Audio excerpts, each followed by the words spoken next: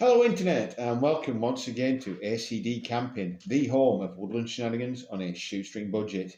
I'm ACD and in this video I'd like to discuss the next entry on the list of Dave Canterbury's 10 C's of survival, candling.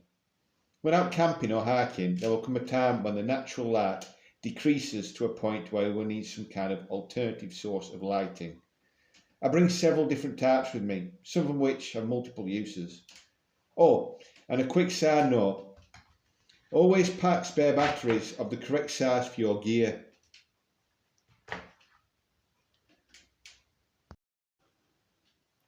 I sometimes use this by stringing it up on a ridge line and having it as a means to light my sight whilst I carry out tasks such as making a late night brew, general housekeeping chores, and also, should the needs arise, any adjustments to the top or sleep system during the night.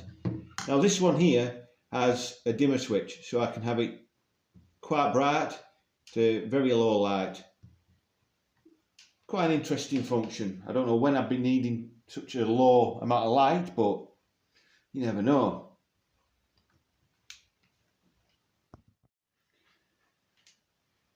Once it gets dark, I put this on when I'm out hiking across country roads or over uneven terrain.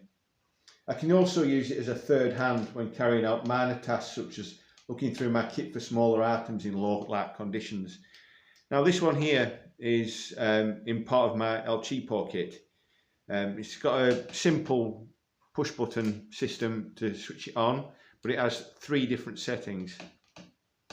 The first setting is just the central LED. The second one is the three LEDs running across the length of the lens, and the third setting is all the LEDs going, so for different light conditions. Quite an interesting, nice little piece of kit.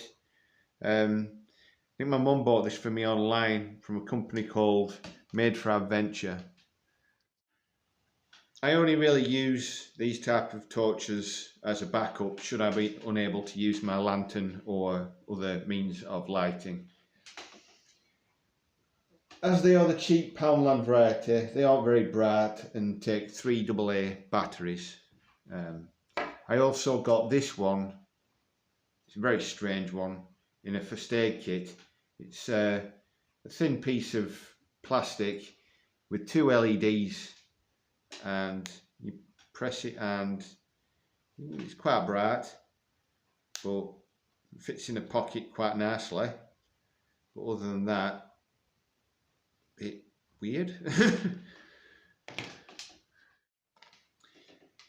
I use these as either part of my cook kit or to light tinder.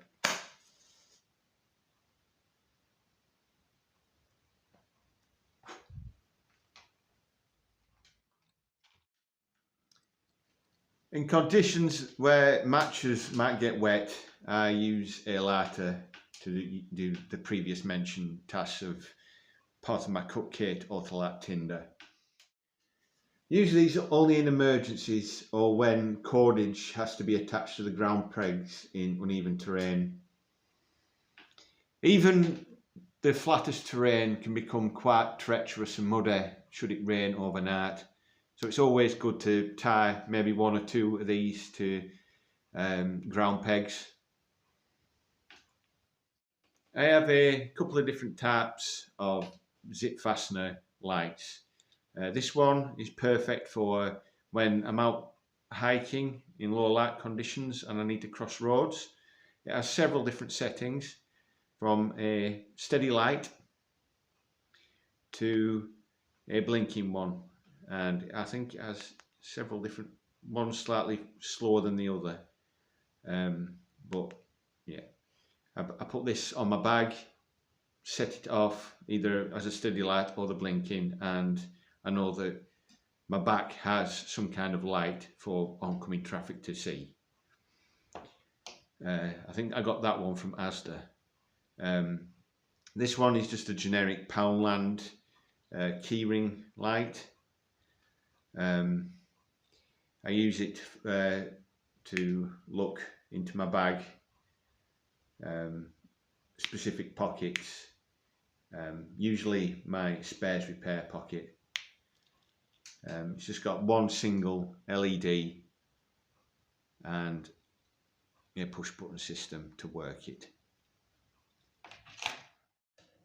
The simple tea light candle. So many uses while out in the field, from generating warmth, generating light. You can use it even to cook, but you'll need several of them and it'll take ages, but as an emergency means of cooking, it's a viable option.